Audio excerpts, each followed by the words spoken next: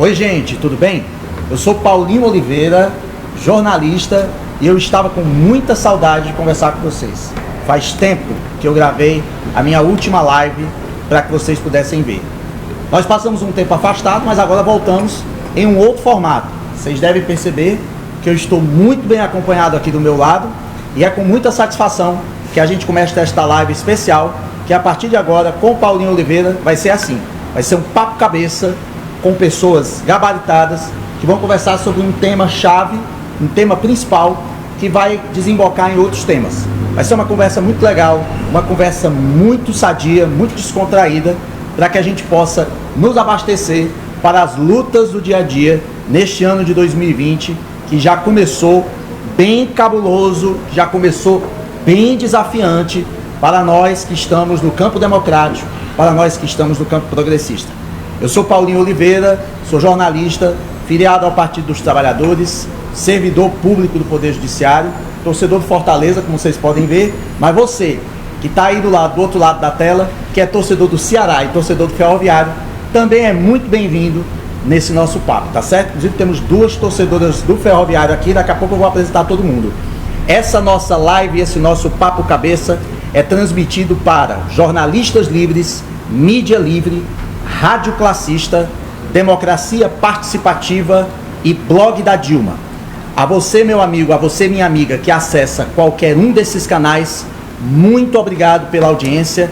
Faça seus comentários, curta, compartilhe, divulgue esse trabalho, porque assim nós vamos alcançar cada vez mais pessoas e desafiar a comunicação empresarial que sempre quer dominar a mente da gente, mas não vai conseguir porque nós somos independentes.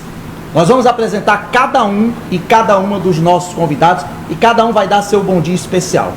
Primeiro, aqui do meu lado esquerdo, né? A gente começa pela esquerda, torcedor do Fortaleza como eu, Newton Albuquerque, professor da UFC e da Unifor, ambos da Faculdade de Direito, ex-membro do corpo diretor da Fundação Perseu Abramo e militante do Partido dos Trabalhadores. Newton, bom dia, obrigado por você ter vindo. Viu? Bom dia, Paulinho, uma grande satisfação. A gente precisa desses debates mais do que nunca, e para mim é uma honra estar aqui com os companheiros tentando debater um assunto importante, né? Ok, aqui também do meu lado esquerdo, Escila Menezes, atriz, professora de Direito e torcedora do Ferroviário também, acabou de me revelar lá embaixo. Escila, olha, muito obrigado por você ter vindo, seja bem-vindo ao nosso Papo Cabeça. Para mim é uma honra estar aqui, principalmente estar ao lado de vocês. Acho que vocês cumprem um papel imprescindível e urgente na nossa sociedade, na conjuntura que nós temos atual, né? E eu quero muito estar presente sempre e vamos lá, 2020, a gente pode vir quente que nós estamos fervendo. Com certeza, pode vir quente que nós estamos fervendo. Aqui imediatamente do meu lado direito, essa pessoa maravilhosa, que é minha amiga de longa data, companheira de jornada também do Partido dos Trabalhadores, Marti Silva. Ela é advogada, professora, feminista, militante antirracista, integrante do Movimento Negro Unificado, MNU, e membro do Coletivo Nacional da Associação Brasileira de Juristas pela Democracia, ABJD. Marti, obrigado por você ter vindo. Viu? Obrigada a você pelo convite.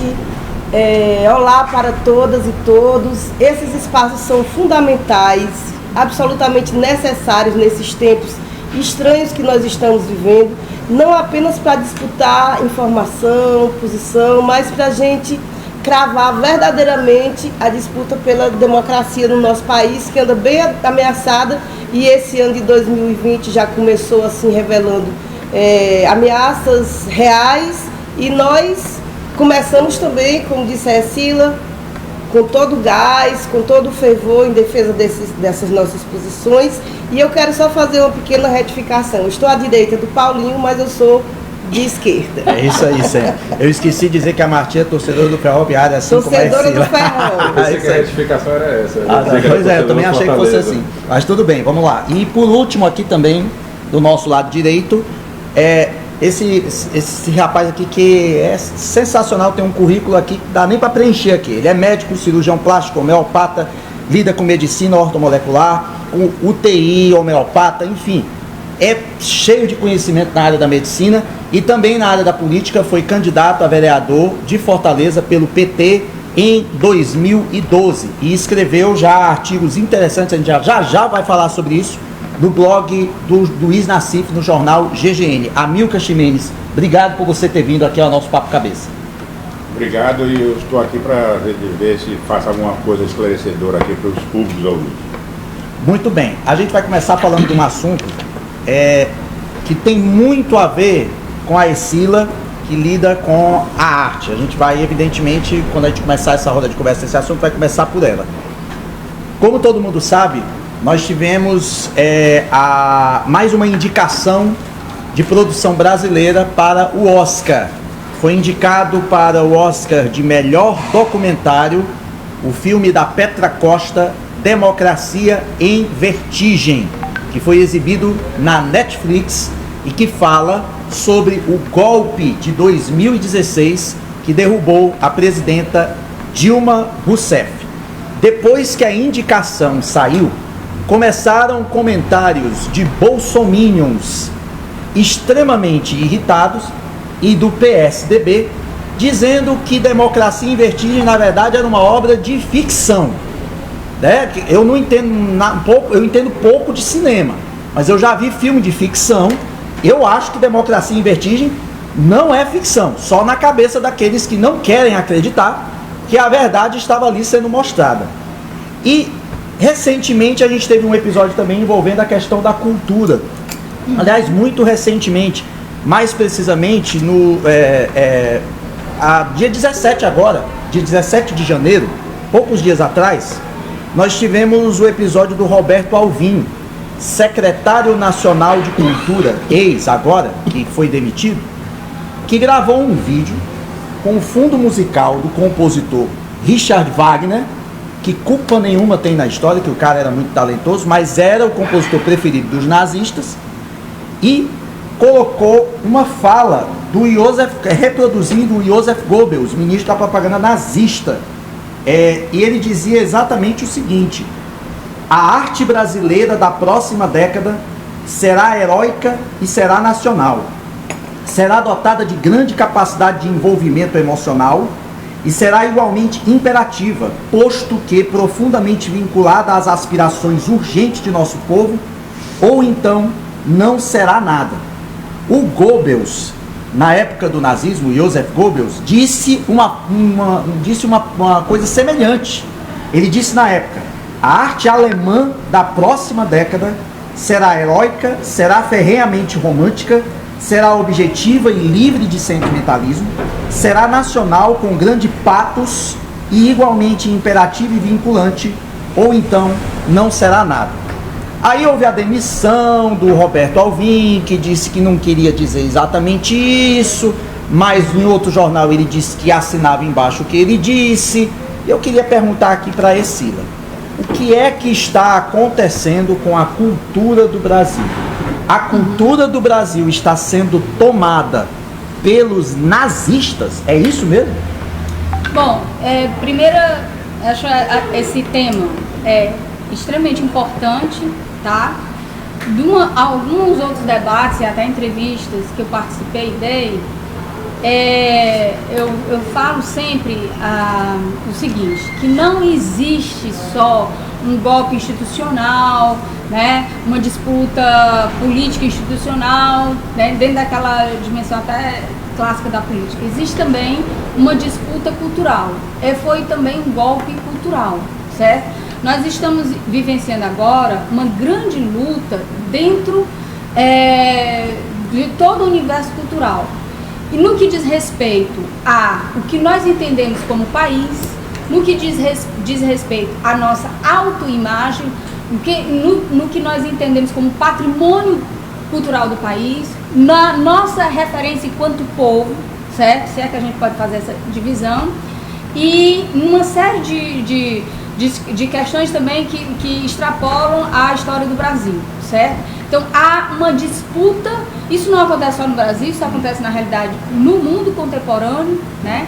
E há uma disputa sobre a interpretação de fatos históricos e a interpretação de personagens, antes de mais nada. Então, assim, mostra pra gente que quando a gente está falando dos conflitos e das disputas políticas, existem dois momentos. Um momento da disputa real, em que passo a passo eu vou disputando alguma coisa, né? Seja no campo, por exemplo, da política que se faz no parlamento, ou numa política eleitoral, ou enfim. E existe a disputa de interpretação, a hermenêutica, sim, a narrativa, a leitura dos fatos, certo? Então o que a gente percebe? É que a gente está permanentemente, é como, por exemplo, assim, o que a gente está vendo, inclusive com a discussão do democracia em vertigem. A gente está tendo que permanentemente explicar o óbvio. Isso, não só, a gente, é como se aquela votação que houve no Senado, certo? E que deu um golpe, né? Toda aquela disputa que teve no parlamento, desde o dia 17 de abril, certo? De 2016, ela está acontecendo até hoje. Por quê? Porque eles permanentemente, e é até importante a gente perceber que eles ainda precisam passar a narrativa de que aquilo não foi um golpe. Sim. E que nesse momento, eu acho que se a gente compara o que nós temos como interpretação do que aconteceu em 2016 para janeiro de 2020, para janeiro de 2019, eu acho que houve um ganho, tá? Eu acho que houve um ganho. Mas ainda é um ganho aquém das nossas necessidades. Você acha que está faltando mobilização maior das pessoas para que a gente Tá, e aí vamos trazer para a questão que você colocou mais pontualmente, que é a questão da cultura, certo? Não seria possível acontecer a solução final que foi nos campos de extermínio, nem os guetos. Se a gente não tivesse tido na Alemanha uma campanha, ou seja, uma cruzada cultural contra os judeus, para que a sociedade alemã se sentisse pelo menos sem responsabilidade ou sem culpa pelas atrocidades que estavam por vir. Então houve uma série de ações dentro do campo da cultura, por exemplo, inclusive pensando em cinema, né? O cinema era uma arte que na época era uma arte de tecnologia de ponta, era algo novíssimo, né? Nós temos aquela diretora alemã, Leni Riefenstahl. Exatamente, Riefenstahl. Ou seja, ela cumpriu um papel importantíssimo. E além dela, outros artistas, tem até um filme maravilhoso que se chama Mephisto, que faz inclusive essa crítica em relação àquele artista que acha que não pode e não deve ter posicionamento político num momento de radicalização. A Marti aqui falou do meu lado, conhece o filme Mephisto, né? Sim, exatamente. É um filme importantíssimo. Fala um pouquinho para as pessoas sobre o que você viu desse filme Mephisto. É um filme da época do nazismo, né? Um filme que retrata essa época e os posicionamentos e exatamente esse caldo cultural que aparentemente é submerso, mas que ele vai ditar os comportamentos e vai conduzir, inclusive na Alemanha, conduziu as massas para a aceitação nefasta da ascensão e depois da hegemonia do nazismo, e que para o mundo inteiro, para a humanidade inteira, foi uma experiência absolutamente negativa e significante como lição. Então é por isso que hoje, aí agora eu não vou falar do filme, porque eu acho que preciso trazer esse debate para a nossa atualidade e para as manifestações públicas dos dirigentes do nosso país.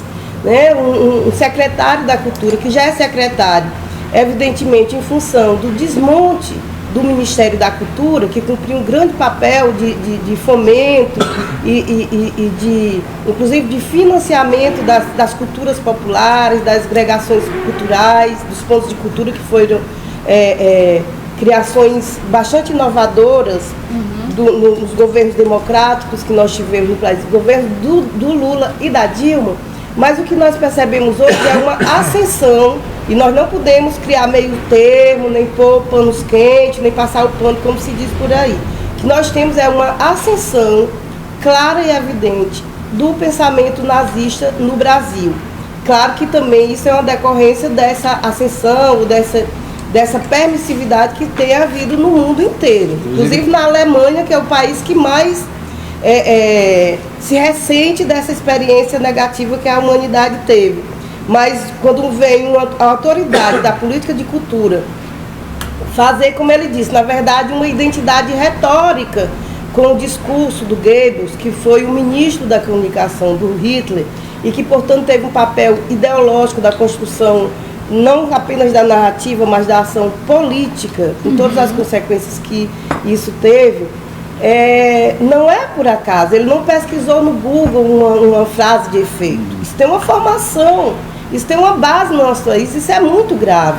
Células nazistas, fascistas que se articulam, que se organizam, que tem, isso tem sido percebido e estudado há bastante tempo, que tem a organização, só não tem registro no cartório eleitoral porque não pode. Só antes de passar de novo por lá. Mas tem uma atuação, só para concluir, tem uma atuação. Então nós precisamos, essa disputa da narrativa, disputa das experiências e das manifestações culturais, elas estão radicalmente vinculada a um projeto de país, a um projeto de sociedade. Então, é claro que a cultura foi a primeira, depois do golpe de 2016, quando assumiu o golpista Michel Temer, a primeira atitude que ele teve foi acabar com o Ministério da Cultura. E isso tem sido uma contínua ação dos governos golpistas. A atuação da Ancine, a atuação de todos os equipamentos culturais, de todas as instituições que gerenciam, que deveriam gerenciar e financiar a cultura, é uma atitude anticultural, antiartística, e não é por acaso que o filme da Petra foi sendo indicado ao Oscar, o que é uma boa oportunidade de disputa da narrativa e da compreensão da conjuntura do Brasil hoje, mas é evidente que isso ia causar um clamor nos conservadores, nos fascistas, nos nazistas, nos anti-arte, nos anti-cultura, porque é uma visão política completamente diferente daquelas que eles querem narrar.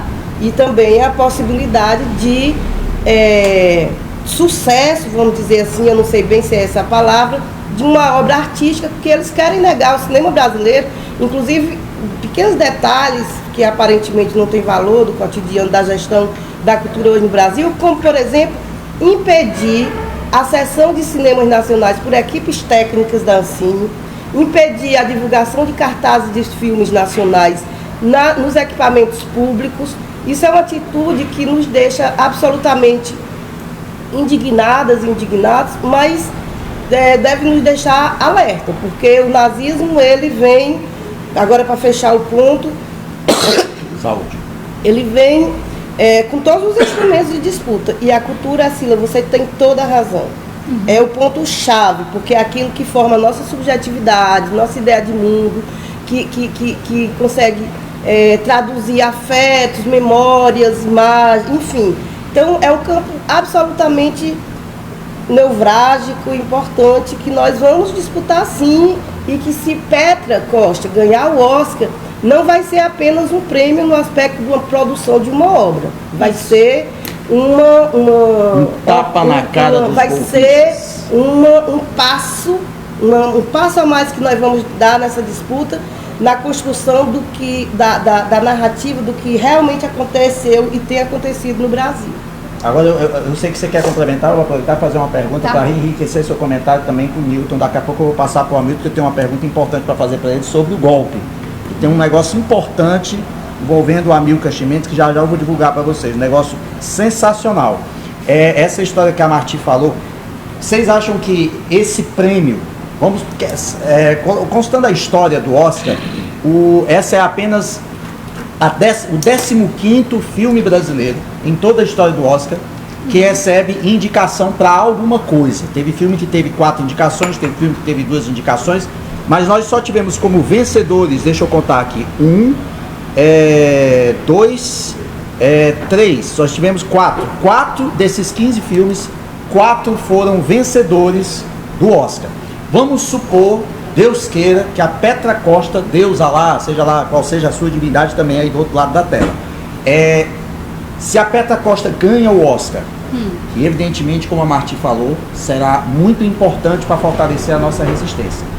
Como Sila, Milton, como é que isso se converteria em combustível para que nós possamos ocupar as ruas, derrubar o governo Bolsonaro e impedir que as entranhas do nazismo envenenem de vez a sociedade brasileira, a ponto de nós 5 aqui, por exemplo, e outros tantos militantes progressistas corrermos risco de morte e ter de sair do Brasil para poder salvar a sua pele?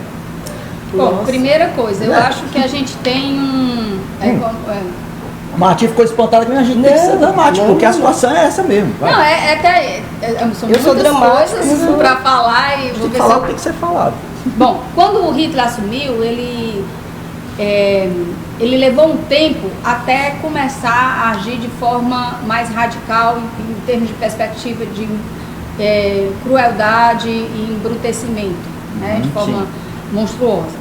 Então, inclusive o nazismo chegou ao poder na Alemanha por vias democráticas, né? Exatamente. Então, o que a gente ainda tinha Constituição, né? Tinha Constituição de Bom, então o que a gente precisa entender? A cruzada cultural, ela é fundamental para dar uma legitimidade mínima e uma aceitação mínima na sociedade para determinados atos. Bom, isso aí a gente já colocou aqui, certo? Então, assim, como é que a gente pode perceber isso a partir do filme da Petra e a partir de outros exemplos? A Martim deu exemplos. Por exemplo, o filme Carlos Marighella está... ninguém consegue assistir, né? E isso é um absurdo. Por quê? Porque Carlos Marighella, para você ver como é a questão das disputas, como a gente, na realidade, não vive só esse tempo do século XXI. Nós não estamos só na segunda década do século XXI. Nós estamos ainda no século XX, nós estamos ainda em plena ditadura militar, quando a gente precisa ainda disputar o que foi quais as responsabilidades do Estado, as responsabilidades das empresas que apoiaram esse golpe, a responsabilidade de todas as Forças Armadas e qual foi o papel histórico realmente de figuras como o Carlos Marighella. Significa, se não querem mostrar o filme do Carlos Marighella, porque o Marighella está vivo. Isso. Tá entendendo? Que a voz de Marighella está viva, as suas ações estão vivas e eles têm muito medo. Então é muito interessante a gente ver esse discurso do Alvim nesse período, uma semana de altos e baixos, né? Uma semana em que nós temos um reconhecimento internacional, porque Fernanda Montenegro já disse quando teve a sua indicação, a indicação já é um prêmio. Todo mundo que pertence a essa atmosfera da academia lá né, que premia com o Oscar, sabe que a indicação é prêmio. Quem é que não foi para um filme onde tem 4 indicações ao Oscar, uma indicação ao Oscar, o cara não recebeu nada, mas ele recebeu uma indicação, isso é prêmio, qualquer sinopsezinha de filme, qualquer cartaz já tem isso. Então nós já fomos premiados e isso é derrota política para eles no campo nacional e internacional, porque eles sabem muito bem que essa indicação significa um passo de confiança do nosso argumento e da nossa visão política dos fatos históricos que estão acontecendo desde 2016, né?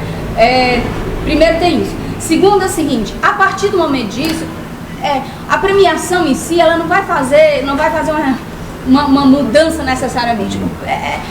Ela vai ser uma coisa importante para que as pessoas que têm realmente compromisso com a cultura, que têm compromisso com o Estado de Direito, que têm compromisso inclusive com a própria Constituição Federal, possam fazer dessa indicação um estímulo e mais um argumento para conversar as pessoas que não estão entendendo ou que não querem entender o motivo, a situação atual. O que é importante é o seguinte, pessoal, tem gente que tem dificuldade de entendimento, mas tem gente que sabe o que está acontecendo e está se posicionando errado.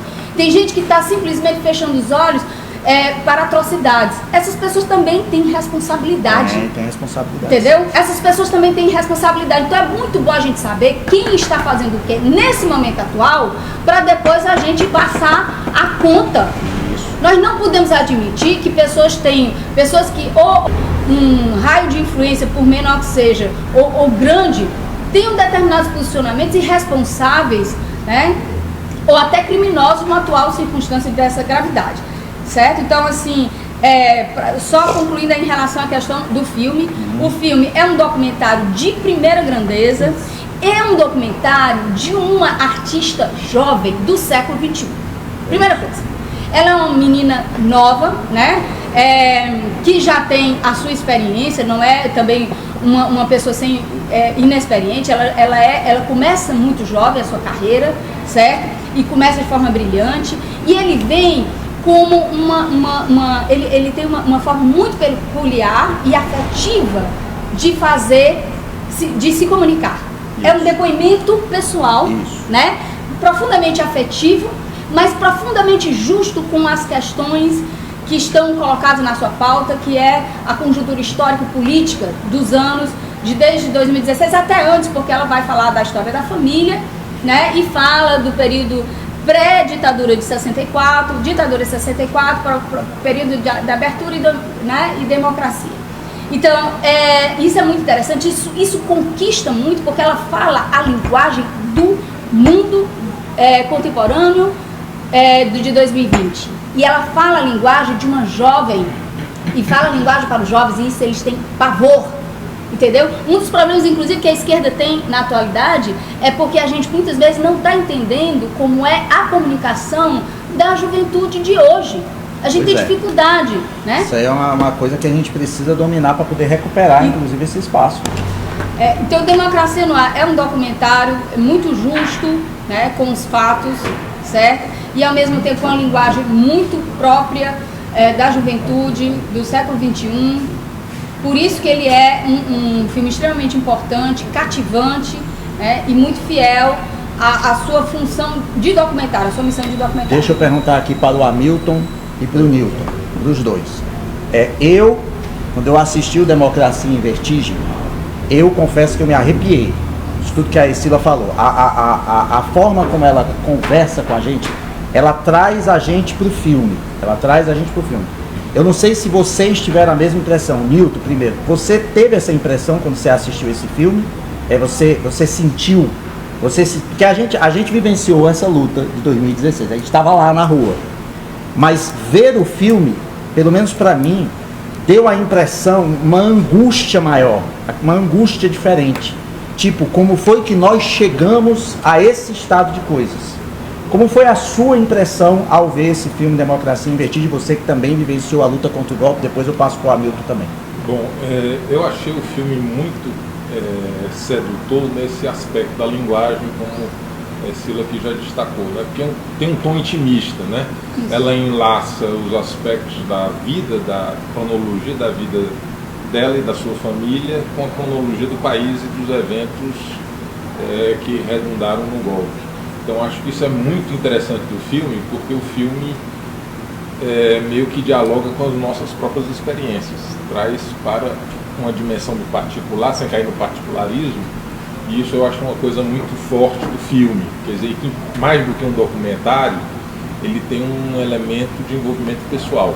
Isso, sem dúvida, é uma coisa muito cativante, e talvez por isso tenham tanto medo do filme. Talvez por isso tenham tanto medo. E também porque sabem, aí já entabulando essa discussão mais ampla, né, eu tenho um autor que para mim é uma grande referência para a compreensão da realidade das sociedades contemporâneas, que hoje, aliás, é muito maltratado, que é o Gramsci, né?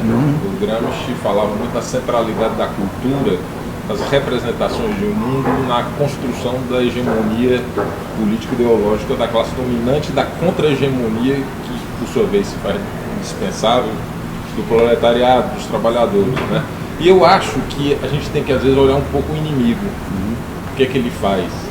E o inimigo centra na cultura, centra nas universidades o seu foco de ataque, exatamente porque sabe que é aí que reside o elemento central da disputa das sociedades. Então nós precisamos, aí tentando responder a outra questão que você tinha colocado anteriormente, nós precisamos, a esquerda precisa saber fazer esse embate. Eu tenho minhas dúvidas se ela está sabendo fazer, né? Se ela está sabendo se apropriar, por exemplo, do ponto de vista da linguagem, dos novos conteúdos também da própria sociedade, porque a sociedade modificou-se no seu metabolismo, o próprio capital também modificou-se. Nós estamos numa fase, como já foi destacado, de fascismo, e fascismo é uma forma mórbida de dominação burguesa, que estiola e que abre mão dos seus elementos clássicos, civilizatórios, né? Inclusive do ponto de vista da representação parlamentar, do ponto de vista da universalidade dos valores, inclusive no plano estético. E a esquerda, eu acho que, de forma geral, inclusive o PT, a que eu sou vinculado, eu acho que está ainda batendo cabeça, não está sabendo fazer esse enfrentamento adequadamente capturando essa linguagem e mais, percebendo a essencialidade de onde está o enfrentamento.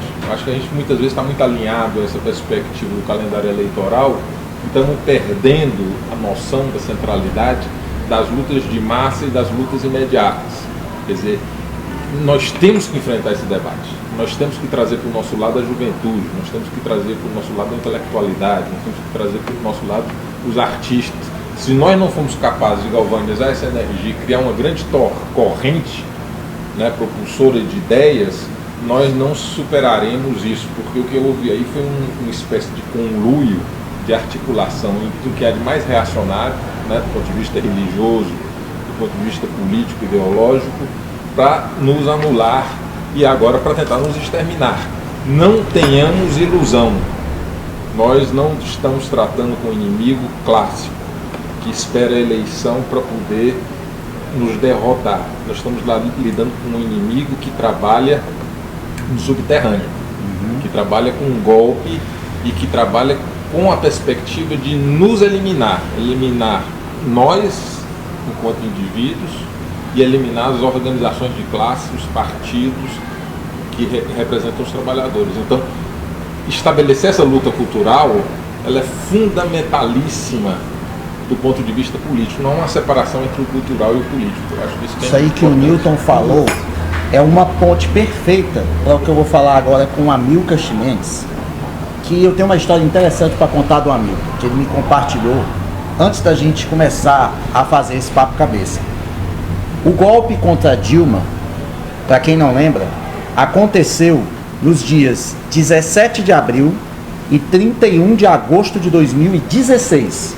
17 de abril, aquela votação na Câmara dos Deputados, em que os deputados votaram pelo golpe, votaram pela família, por Deus, pelo meu filho, pelo meu cachorro, pelo meu gato, pelo meu papagaio, e o Bolsonaro, inclusive, evocou a memória de um torturador da ditadura, que a gente tem que falar o que tem que ser falado, que se notabilizou por colocar ratos na vagina de mulheres presas.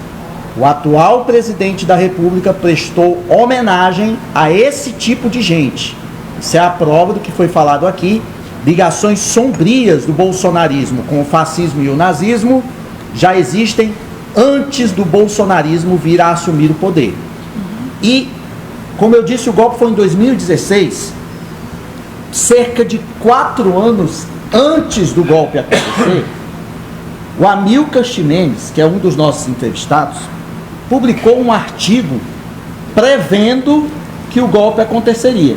Você me permite ler o artigo? Eu vou ler o artigo, depois eu vou perguntar para você. O artigo escrito pelo Amilcar Ximenes se chama Civis Pacem para Bellum. Ele foi publicado depois, em 7 de novembro de 2012, não foi isso? No jornal GGN do Luiz Nassif. Civis Pacem para Bellum, com 2 L's. Procurem na internet e leiam. Doutor Amilcar Ximenes que aparece. Isso, está escrito Doutor Amilcar Ximenes, que era o nome que o Amilcar Ximenes usava na época como candidato a vereador de Fortaleza pelo PT. Olha como o artigo é legal. Se queres a paz, prepara-te para a guerra. Encontra-se em andamento um golpe institucional no Brasil, à semelhança dos promovidos em Honduras e Paraguai, para atender aos interesses das transnacionais e geopolíticos e energéticos, pré-sal do Império Yankee. E o STF, consciente ou não, está contribuindo para esse fim de quebra da institucionalidade, à medida que, como guardião da constitucionalidade, deveria assegurar a paridade de armas e a isonomia no processo eleitoral, já que o calendário eleitoral é inadiável, e não se converter num palco de tribunal inquisitorial que revoga a tradição jurídica do direito positivo brasileiro, com inversão do ônus da prova em processo criminal, cabendo ao acusado provar que não é culpado, muito semelhante aos tribunais medievais da Santa Inquisição, entre aspas. Mas o consórcio golpista midiático inquisitorial é o cavalo de Troia das novas modalidades de golpe promovidas por corporações transnacionais que funcionam como tropas avançadas do Império Americano, como a Monsanto, da soja transgênica, que em consórcio com o narcotráfico promoveu o golpe do Paraguai.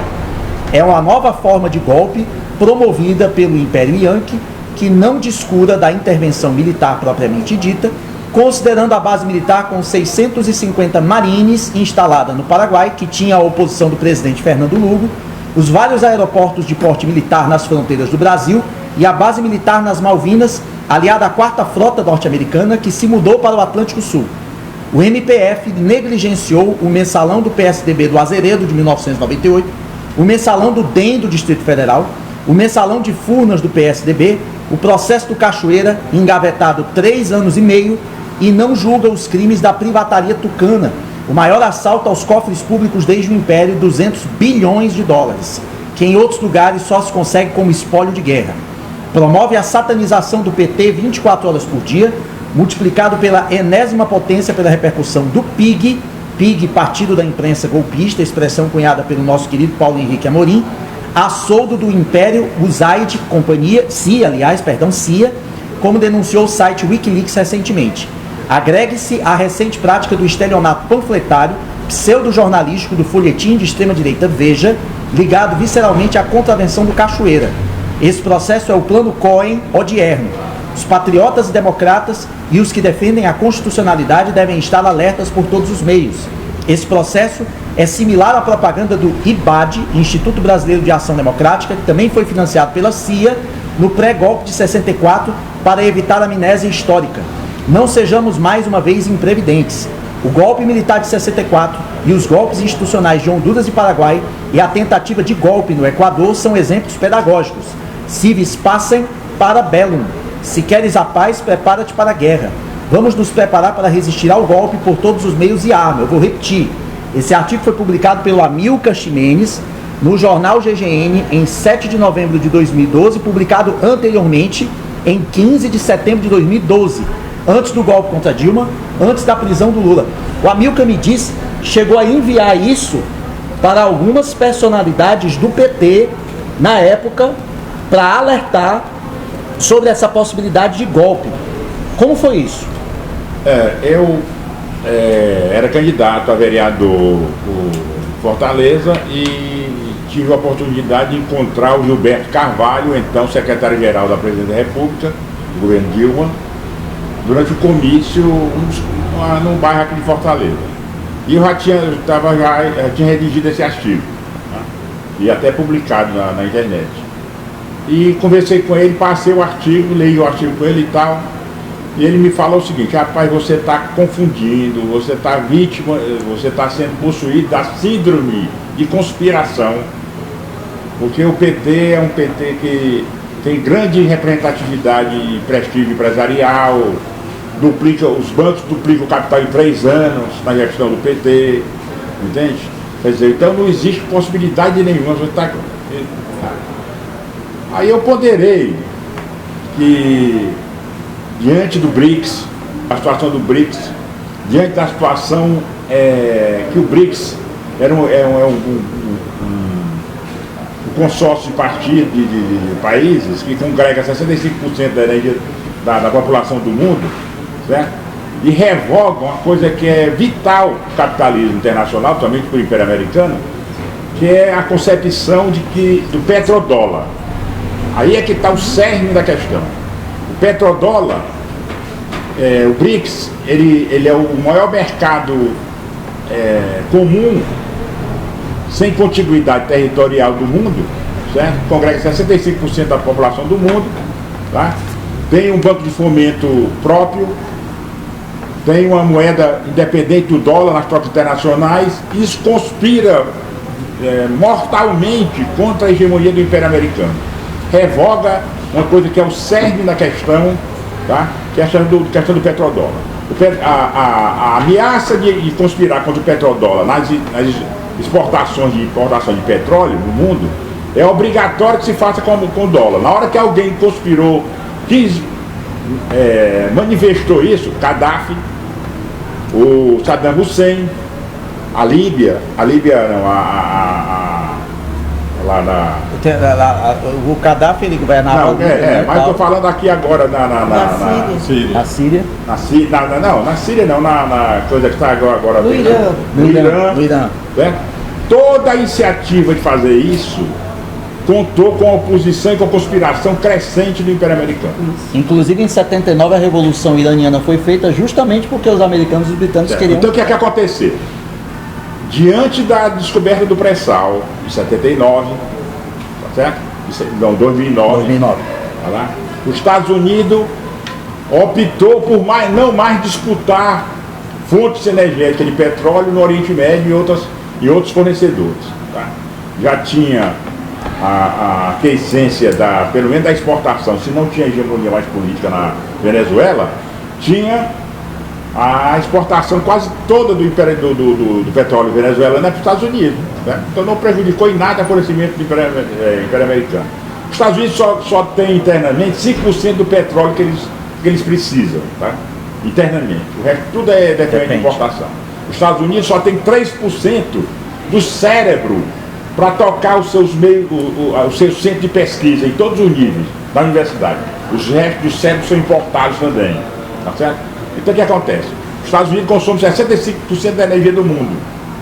Tá? De todas as fontes. Do cisto bituminoso, do álcool, do milho lá da Califórnia, etc, etc, etc. 35% da energia do mundo, 380 milhões de pessoas. Internamente, 30% nas suas centúrias, fazendo analogia com o Império Romano, nas suas bases militares em vários cantos do mundo. Né? Então os Estados Unidos consomem 70%. Então, e outra coisa, hoje quem tem acesso à fonte de petróleo tem no mínimo 500 anos de perspectiva industrial, não só de usar o petróleo como fonte energética para os motores de veículos. Isso aí é irrelevante. Isso já está superado, já é obsoleto. Hoje você tem o hidrogênio para isso, tá certo? Você tem o carro elétrico, você tem várias outras, tem o carro solar, etc. Você tem várias alternativas. E tudo isso foi alertado pro pessoal. O petróleo é diferente. Então eu conversei com ele sobre essa questão e o fato do que os Estados Unidos, que os estrategistas políticos, se é que tinha a Dilma, que parece que não tinha, tá certo? Entende? Eles se basearam no discurso do Obama no Teatro Municipal de 2011, tá? Em que o Obama, inclusive, elogiou a Dilma de ter pegado em metralhadora para conspirar contra a ditadura. A aparência, a dissuasão que o Obama fez, que aquele foi um ato dissuasivo, um ato claramente dissuasivo. Quem conhece história não comete o erro crasso de ser consumido por gestos dissuasivos. Né? O Obama que fez um discurso no Teatro Municipal, elogiando a Dilma, elogiando a resistência da ditadura militar, certo? E promovendo o ato erótico da Dilma de conspirar contra a ditadura, era o mesmo que estava conspirando, mandando a CIA, a NSA, fazer conspiração e gravar a Dilma na alcova dela. E é o mesmo que mandou a quarta frota de novo, né? Mandou a quarta frota para lá e montou todo um esquema com o serviço secreto inglês, que inclusive tem uma ilha aqui distante aqui, entre a África e o Brasil, que é mantido em conjunto com o serviço secreto inglês e a CIA, em que eles fazem a gravação de todas as manifestações televisiva, telemarketing, radiofônica, telefônica da América Latina, da América Central e da África, e processos em supercomputadores. Quem fornecia informações sobre mobilização de capital não era nem sequer o Ministério da Fazenda, era a CIA e a NSA. Em determinado momento, quem garantia a segurança do Moro era a CIA. Entendeu? Inclusive eu sugeri para a Dilma, num determinado momento, que ela mandasse surpreender a segurança do Moro, que com certeza tinha elemento da CIA ou então da Blackwater. Da Blackwater, que a Blackwater forneceu 45% dos equipamentos militares e das tropas na intervenção do Iraque. E o senhor me contou que também avisou disso a própria Dilma. Mandei texto para a Presidente da República, para todos os ministérios estratégicos, para todas as lideranças dos partidos que compunham o presidencialismo de coalizão. E a única resposta foi do Gilberto Carvalho. Uma iniciativa do PT foi de achar que eu estava delirando. Da teoria da conspiração. Certo? E era vítima da teoria da conspiração. E aí chegou 2016. Eu até tive a restrição absurda de falar nas instâncias do PT. Pois é. Certo? E em 2016 eu fui recusado a falar no Diretório Municipal do PT, certo? Uma reunião solene do Diretório Municipal, porque subestimaram que o tema era irrelevante. Tá? Então a questão é a seguinte, a Dilma não tinha assessoria política. O PT nunca concebeu. A questão é o seguinte, poder político nenhum no mundo subsiste sem poder militar. Entende? Ou você tem o seu poder militar institucional e conta com ele, ou você tem de outra forma o seu poder militar. Certo? O que é que aconteceu? O PT ingressou no controle institucional do aparelho de Estado brasileiro em 2003, não alterou os currículos das academias militares, o ministro da Defesa não tinha nenhuma ingerência na promoção do oficialato, que continuou sendo promovido, certo? Nos moldes dos egressos da ditadura militar, e evidentemente foi promovido só a extrema-direita com a mesma matriz dos ex-torturadores da ditadura militar, né? Na Academia Militar da Agulha Negra, eu tenho alguns contatos lá dentro, tenho alguns amigos, inclusive, oficiais, que me relatam que lá se canta o mantra cotidiano nos exercícios matinais da luta contra o inimigo interno e contra o comunismo, certo? Então, quer dizer, isso não foi alterado. Se alterasse a promoção do oficialato do controle do Departamento de Defesa, do Ministro da Defesa, você teria 16 anos, 13 anos, você teria uma inovação do oficialato. Se mudasse os currículos para deixar de ter uma formação baseada no critério da West Point, da Academia Militar Americana, certo? Que fica lá lá nos Estados Unidos. E ali também a academia que eles têm aqui no Canal do Panamá, certo?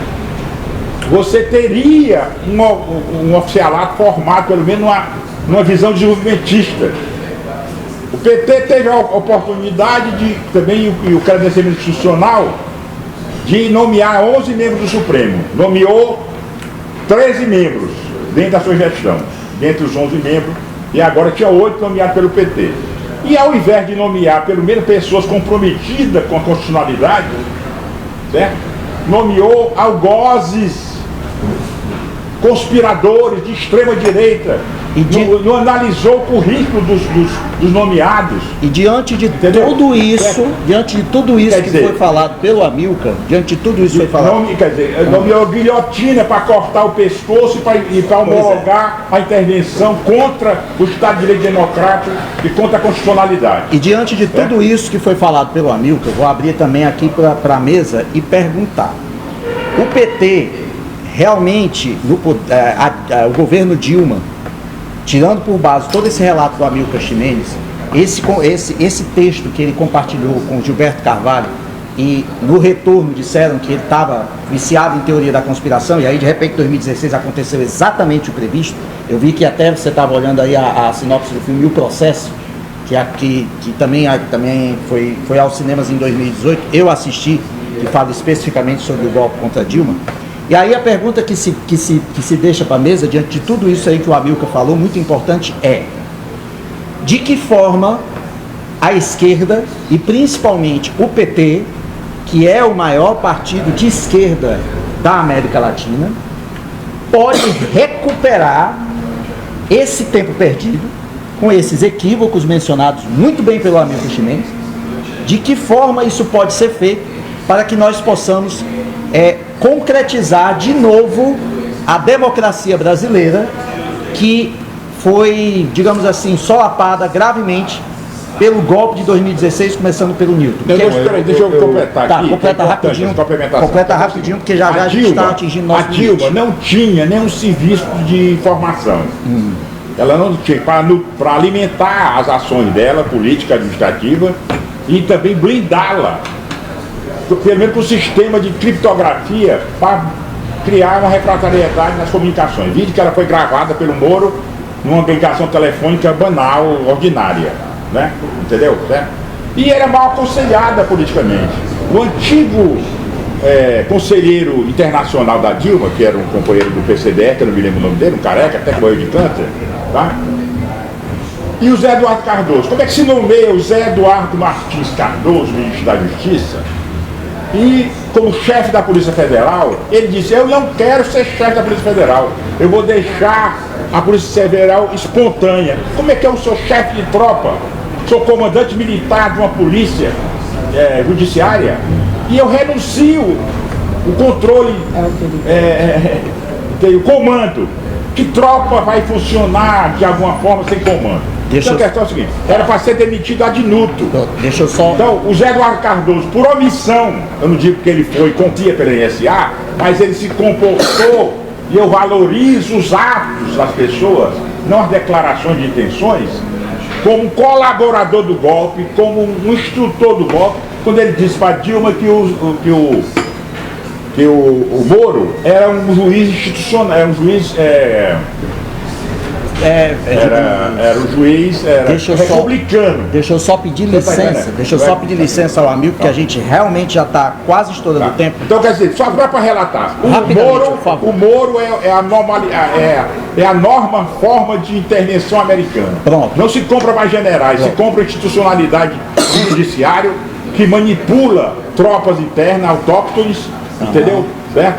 Entende? Isso é a forma de intervenção atual no mundo todo. Vide a questão da conspiração, também golpe institucional no Equador contra o ex-presidente do Equador. Vide o processo no Peru e etc. Porque é mais barato esse processo, mais eficaz. Isso aí é um dos elementos fundamentais da guerra híbrida. Newton. Essa que é a questão fundamental, o conceito de guerra híbrida. Chega junto aí. Tentar aqui falar alguma coisa, né? Porque eu acho o seguinte, eu acho que essa reflexão foi pontuada aí por muitos aspectos, ela precisa ser articulada, me parece, do ponto de vista de um pensamento estratégico, né? Eu fui durante 2 gestões do Conselho da Fundação Perseu Abramo e uma das coisas que eu sempre falava e procurava alertar junto com outros companheiros era que muitas vezes nós estávamos nos tornando um partido tático e perdendo o sentido de estratégia, ou seja, qual é o sentido, o princípio, a razão fundante do Partido dos Trabalhadores? Por exemplo, trazendo para a questão do PT, né? É de ser um partido que organizasse os trabalhadores e os setores aliados com uma transformação estrutural. Mais do que simplesmente uma transformação dentro da ordem, uma revolução dentro da ordem, uma modificação radical num sentido de um novo modo de produção que seria o socialismo. Quer dizer, e nós fomos perdendo de alguma maneira isso e nos acoplando à dimensão institucional. Eu acho que o grande equívoco aí que foi mencionado não é um equívoco parcial ou localizado, tem a ver com um certo sentido de uma adaptabilidade que nós sofremos. Nós perdemos o sentido da disputa interna partidária, no sentido de focar a ação militante, nós perdemos no que diz respeito à formação ideológica e nós terminamos nos dissolvendo num aliancismo amplo que nos foi bastante contrário a nós, né? Então eu acho que tudo isso se acentuou nos nossos governos, caímos nessa coisa do presidencialismo de coalizão e perdemos a percepção de que as instituições burguesas, as instituições desse Estado, elas são umbilicalmente ligadas ao capital. Então, se você não mexer na estrutura do judiciário, eu me lembro que tinha um professor Zé Albuquerque Rocha, que sempre nos dizia, se nós não tocarmos na questão judiciária, se nós não mexermos nisso, eles vão nos atacar, porque ali é um nicho de hegemonia do setor conservador. O Exército a mesma coisa, e o setor financeiro a mesma coisa. E nós ficamos achando que nós poderíamos engambelar a burguesia, que nós poderíamos manter uma aliança e que, preservando os seus interesses, eles não nos E não fizeram essa autocrítica ainda. Não, e não fizeram. E esse processo continua, eu acho que dramaticamente, o discurso do Lula a exigir de nós esse reposicionamento. Rapidamente, desse reposicionamento. Rapidamente, porque nós temos pouco tempo.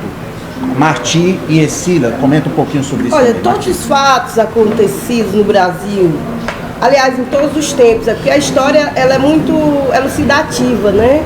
Então, todos os fatos acontecidos, eles desembocam em acontecimentos que demonstram a vivacidade, primeiro, da luta de classes, da disputa por um modelo de sociedade, né? Se a sociedade capitalista pautada num padrão de consumo, inclusive dos recursos naturais, nesse ponto que o amigo colocou aqui, que isso move toda a disputa sobre o mundo, do centro nervoso do capitalismo, que é os Estados Unidos, as invasões militares, as intervenções, as interferências políticas, como foi o caso do golpe de 2016 no Brasil, fomentado desde 2013 com movimentos que foram, né, fazendo balões de ensaio.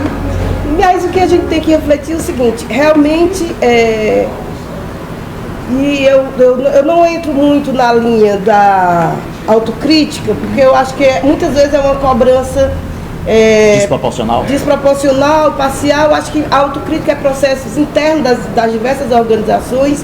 De alguma forma o PT modifica, tem feito a disputa para modificar pontos de vista, compreensões de conjunturas, mas de fato o que nos mostra esse processo que aconteceu no Brasil, na América Latina, em vários espaços do mundo, é que a luta de classe ela está muito viva na disputa de um modelo de sociedade, de desenvolvimento da humanidade. Pronto, agora, uma coisa, assim, a gente trazendo um pouco para a compreensão da experiência política do PT e seus aliados mais à esquerda terem conquistado eleitoralmente o governo, é a compreensão de que governo não é poder, e o Nilton tem toda a razão. Nós temos instituições que herdam ainda práticas políticas e ocupações de sujeitos da colônia, do Brasil colônia. Então nós não perdemos esse Estado patrimonialista, dirigido por uma elite branca, racista,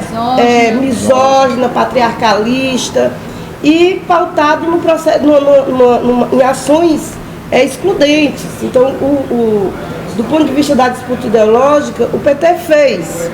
Ele trouxe para a discussão, para as políticas de cotas, as políticas públicas de defesa dos direitos das mulheres, a ampliação dos acessos das universidades, a ampliação do ensino superior, o grande investimento em saúde e educação, só para pontuar, a melhoria da qualidade, da existência material da classe trabalhadora através do plano de emprego, de habitação, de salário. Mas isso não foi o suficiente para blindar a luta de classe, inclusive do ponto de vista ideológico. E aí onde entra, Nilton, você traz muito bem um nome, um pensamento que nós precisamos resgatar com muita inteligência, que é do Gramsci. Cabe à sociedade civil fazer o espaço, a disputa. Nós fizemos essa disputa, nós fizemos a disputa do ponto de vista da construção da religiosidade das pessoas, que hoje é manipulada, inclusive do ponto de vista de mercado financeiro, a mercantilização da fé e o endireitamento desse posicionamento. A cultura, o que é que toca nas rádios hoje? O que é que vai para a televisão aberta? Nós fizemos essa disputa. Então, precisa que a gente traga também, o governo tem suas responsabilidades, tem que ter suas ações estratégicas, tem que pensar o aspecto militar, o aspecto do poder judiciário, as instituições, mas nós aqui da sociedade civil que pensamos o mundo a partir de um ponto de vista, nós temos o nosso papel. Deixa eu pegar essa ponte da cultura. A pulguinha atrás da orelha está me avisando que eu só tenho 3 minutos. Rapidamente, Cecília, por favor. Eu quero falar. Bom, Tem 3 minutos só, não. 3 minutinhos, vai. Arrocha. Bom, então assim, o que a gente percebe a partir das falas dos companheiros da nossa vivência? O tempo da política não é o tempo do calendário institucional burguês. O tempo da política, para quem tem um compromisso de fazer da sociedade uma sociedade mais justa, igualitária, é outro tempo. Não só aonde está e deve estar a política, ela deve estar em todos os campos, não só no campo institucional. A disputa sim deve ser feita, se tiver eleição, vamos para disputar as eleições, mas não pode ser só essa, porque a estrutura mesmo da sociedade burguesa é uma estrutura de sociedade desigual. Então toda a vida institucional burguesa, ela vai ser feita na sustentação dessa desigualdade. Então, se você não concorda com essa desigualdade, você tem que pensar que o tempo da tua política é outro, afora o tempo de eleição e da institucionalidade burguesa, e que o cenário das disputas políticas não é só o cenário institucional. É como a Marti disse, e o Nilton também falou, é a disputa milimétrica na casa de todos os companheiros, em todas as escolas, na universidade, em todas as fábricas, na rua. Fecho aí. Bom, é o seguinte, o Papo Cabeça, esse Papo Cabeça tem 60 minutos de duração e quando o assunto é bom, passa muito rápido e acaba não sobrando tempo para dizer mais coisas. O amigo que está querendo falar, eu vou pedir que o amigo seja breve, eu sei que você tem muito conhecimento, sucinto. Mas seja o mais sucinto possível, por favor. 1 minuto, 2 minutos no máximo. A questão é o seguinte, ó, o imperialismo americano tem o mínimo de prurido de ser reverente à autodeterminação do povo com os critérios democráticos institucionais. Você está entendendo? Não tem nenhum prurido. Tem esse discurso do hegemonismo cultural, etc. Isso não vale para a conspiração da CIA, da NSA, dos serviços secretos estrangeiros aqui dentro. Entende? Eles mataram 54% dos blogueiros do Brasil. 54% dos blogueiros do Brasil foram mortos por essa repressão desde o governo Temer para cá. Surdamente. Quem era diabético morreu de hiperglicemia. Quem era depressivo foi enforcado dentro do ambiente domiciliar, simulando suicídio, e assim por diante. E todos estão sujeitos a ter o mesmo destino. Os blogueiros, militantes políticos, todo o movimento social tem que praticar a autodefesa, e se possível armada, legalmente. Contrate um grupo de segurança privado para andar armado legalmente. Então legalize a sua autodefesa armada. Né? Não tem procedência. Então, esse discurso, o eleitoralismo do PT, essa visão eleitoralista, conciliatória do PT, e achar que está na cúpula do governo, era indispensável a gestão do Estado capitalista, esse é o equívoco. Amigo. É o equívoco do lulismo conciliador. Realmente. Se o lulismo continuar com a conciliação, com o discurso conciliatório, botar todas as críticas de disputa eleitoral, vai enveredar pelo mesmo processo. O processo não é ganhar a eleição, é restabelecer a institucionalidade, mas com o contrapeso do povo organizado. Companheiro Amilcar, é muito bom o seu conhecimento, mas realmente o nosso tempo estourou.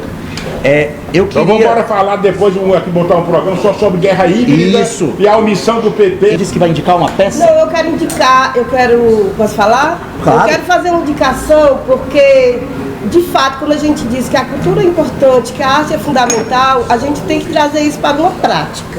Né? Então eu quero dizer que ir ao cinema, ir ao teatro, ler um livro é importante para a nossa existência como pessoas, como indivíduos, porque isso fortalece, emociona, enfim, cria saberes, mas também é uma prática coletiva, tem um resultado coletivo aí. Mas eu quero indicar, é uma comédia, nós precisamos rir, nós não precisamos, na nossa luta, assim, haveremos de lutar, mas sem endurecer, e ver comédias inteligentes, e eu quero indicar o Titanic, do Caio Costa, diretor Titanic. Sensacional. Tá em cartaz hoje e amanhã no Teatro da Praia, que é um espaço de resistência.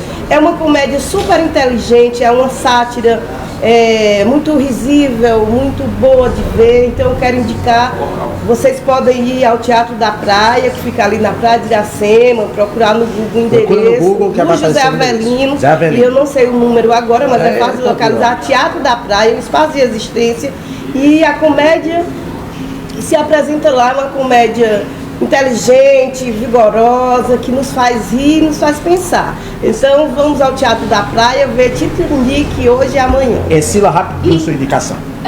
Soma a minha indicação da Marti, e vou indicar 2 filmes, já que a gente tem pauta a questão do Oriente Médio. Filme Kedman, de Amos Gitai, né, que é um diretor israelense, certo? Fala do início de Israel. E o filme Filhos do Paraíso, um filme iraniano belíssimo. Nilton, sua indicação, eu queria indicar rapidamente 2 livros que reentabulam a relação com essa reflexão estratégica brasileira. Um, do Caio Prado Júnior, Revolução Brasileira, e outra do Florestan Fernandes, Revolução Burguesa no Brasil. São livros fundamentais para compreender o capitalismo estrutural, como ele se estruturou no Brasil e como nós devemos combater. E eu vou indicar, para finalizar, 2 livros. Você vai indicar um livro também? Vai, rapidamente, por favor. Então eu sugiro o Império do Caos, do Pérez Escobar, que está disponível em PDF, em um e-book gratuito. Basta baixar de graça e é excelente, que introduz na discussão da guerra híbrida e com relação às intervenções do Império Americano, com relação aos petrodólares. Grande indicação do Amil, que eu finalizo indicando um livro já publicado e outro que ainda vai ser publicado. O já publicado é esse aqui.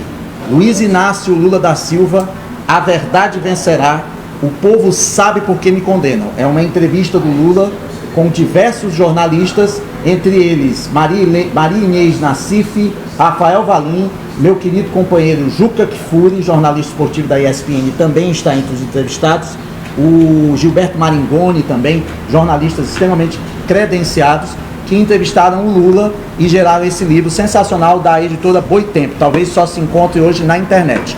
E o outro ainda vai ser publicado, eu vou vender meu peixe. Vem aí o meu segundo livro, Jogos Políticos da Era Moderna, uma análise diferente sobre os Jogos Olímpicos, cada capítulo correspondente a uma edição, só que enfocando a política.